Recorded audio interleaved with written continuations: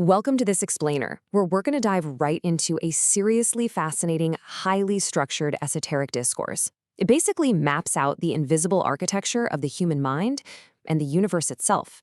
If you've ever wondered how your thoughts, your feelings, and your core identity might actually be shaping the physical world around you, well, you are definitely in the right place.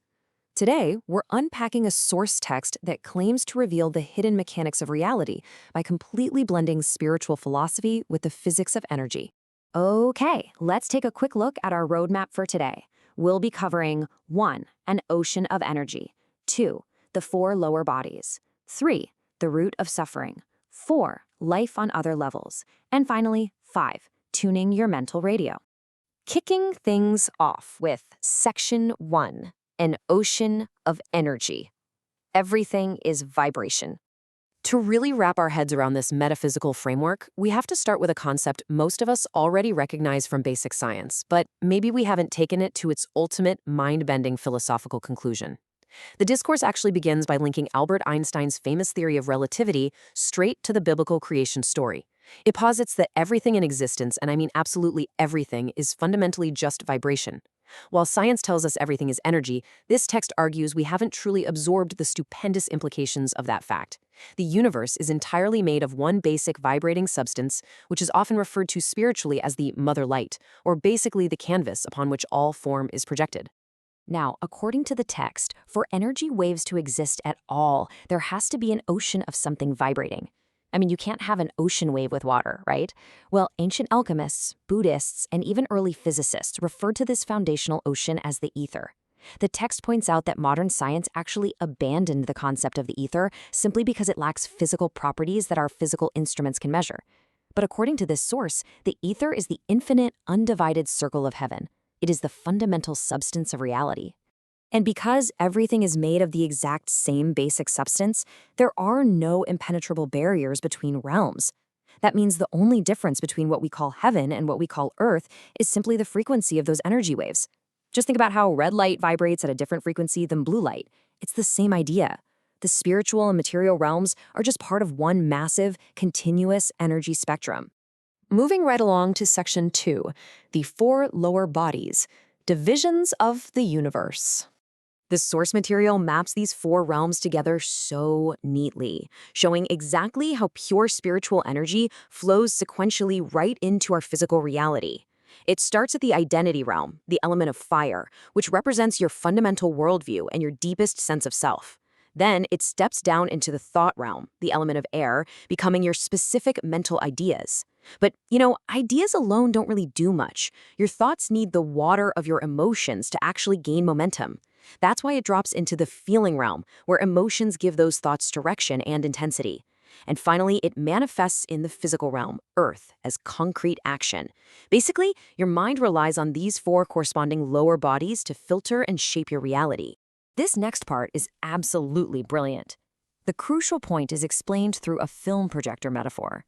Imagine your spiritual self is the pure white light bulb inside a movie projector. As that light shines out, it passes through 3 transparent film strips: your identity, your thoughts, and your feelings.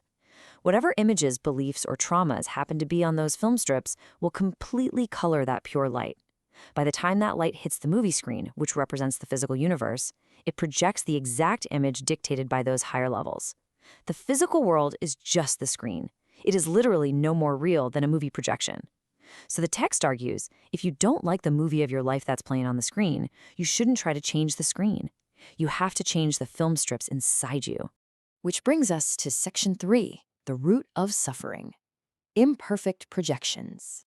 So if the universe is just a perfect projection of God's energy onto a screen, that naturally leads us to a massive million-dollar question about the human experience. Why is there suffering? It's the ultimate philosophical puzzle, isn't it?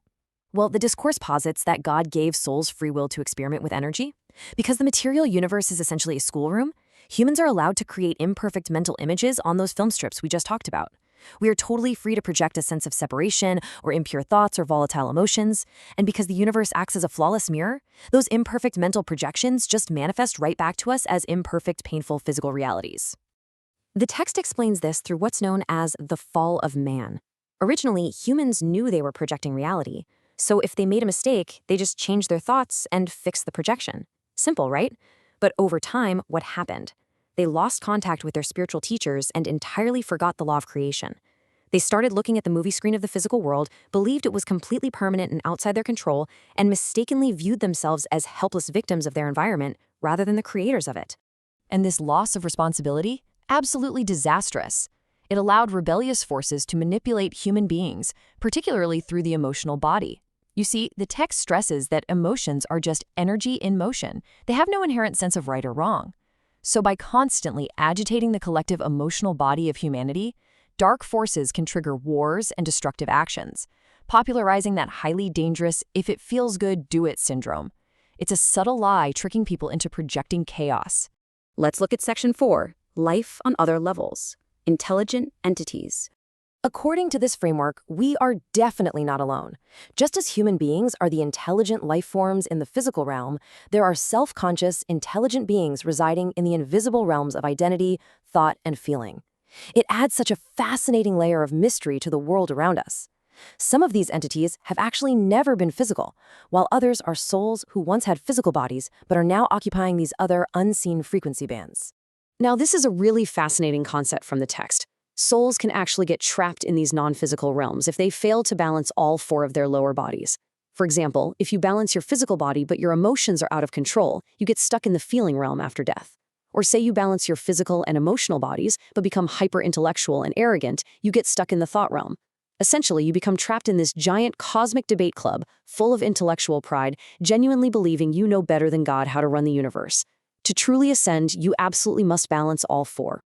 Finally, let's wrap up with Section 5, Tuning Your Mental Radio, Taking Control. Because these realms overlap in the exact same physical space, just think about the room you're sitting in right now.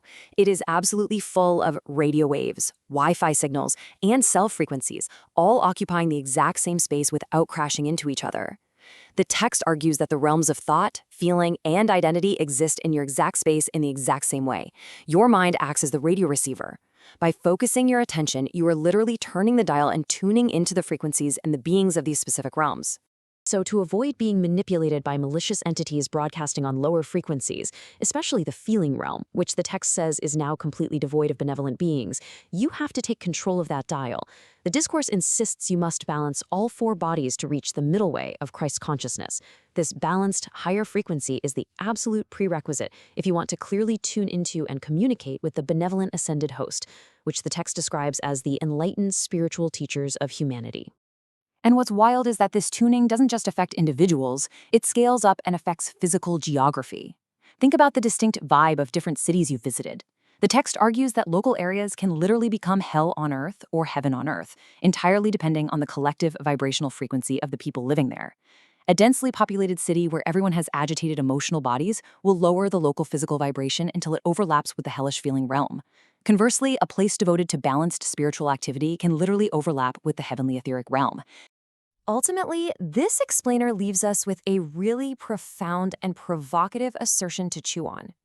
The source insists that the material world is just a screen, and you are the projector. If your mind is indeed a radio receiver and a film projector, shaping the very fabric of physical reality, which frequency will you choose to tune into, and what reality are you going to project today?